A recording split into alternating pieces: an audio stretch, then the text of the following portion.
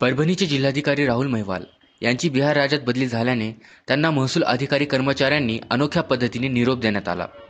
जिल्ह्यातील 47 आत्महत्याग्रस्त शेतकऱ्यांच्या कुटुंबांना प्रत्येकी 5,000ची मदत यावेळी देण्यात आली। जिल्हाधिकारी राहुल महिवाल यांची बदली झाल्याने त्यांचा निरोप समारंभ जिल्हाधिकारी कार्यालयात आयोजित करण्यात आला होता। यावेळी जिल्हाधिकारी राहुल महिवाल यांचा सपत्नीक सत्कार तर करण्यात आलाच, त्याचबरोबरच जिल्ह्यातील तब्बल 47 शेतकरी आत्महत्याग्रस्त कुटुंबांना जिल्हाधिकारी यांच्या हस्ते प्रत्येकी 5,000ची मदत देण्यात आली। या अनोख्या समारंभाने सर्वच जण भावुक झाले होते।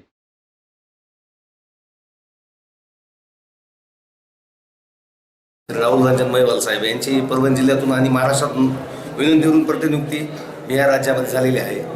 त्या अनुषंगाने आमच्या जिल्हाधिकारी साहेबांच्या सुकल्पनेतून त्यांची इच्छा अशी होती की मला सेंडऑफ वगैरे काही नको, पण आम्ही साहेबांना विनंती साहेब म्हणले मला एक जे लोक आपल्या परभणी जिल्ह्यातले शेतकरी आत्महत्याग्रस्त लोक आहेत जे की शासनाच्या नियमानुसार पात्र नव्हते, जे अपात्र ठरलेत त्यांच्या ह्याच्यामध्ये, त्यांना आपल्या कर्मचारी अधिकाऱ्यांच्या स्वइच्छेने एक निधी संकलित करून त्यांना एक मदत द्यावी अशी त्यांची सरांच्या निरोप समारंभाच्या कार्यक्रमामध्ये सर्व शेतकरी जे आहेत मयत झालेले त्यांच्या कुटुंबियांना बोलवून आम्ही निधी वाटप केलेलं आहे।